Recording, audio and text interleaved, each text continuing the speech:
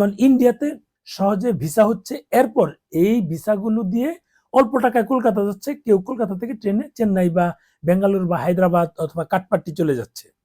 তারা গিয়ে কিন্তু প্রপার ট্রিটমেন্ট করে আসছে অল্প খরচের মধ্যেই।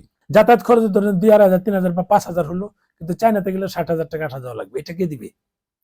আমি আজকে একজনকে টিকিট কেটে দিলাম, ঈদের দিন যাবে, 3টা টিকিট নিল কত, 54,000 টাকার মতো, ধরেন 54,000 টাকা। সে বেঙ্গালুরু যাবে, এই 5 তারিখে টিকিট কাটলাম, 7 তারিখ যাবে ক্লোজ সময়ের জন্য। ওদিনকে অবশ্য আমি হায়দ্রাবাদ কেটে দিলাম সম্ভবত 13,000 করে। তার মানে টিকিটের প্রাইস কিন্তু কম আছে এখানে, যাইতে 13, আসতে আরো কম লাগে, 6-7,000 টাকার বেশি লাগে না।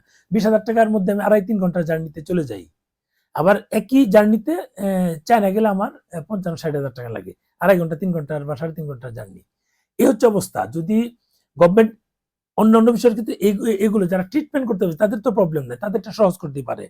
আমাদের ভারতের সাথে যেহেতু কমিউনিকেশন আছে, এই ট্রিটমেন্ট কে করবে, কে মারা যাবে, কার কি আসে যায়, আমাদের গভর্নমেন্টের কিচ্ছু আসে যায় না।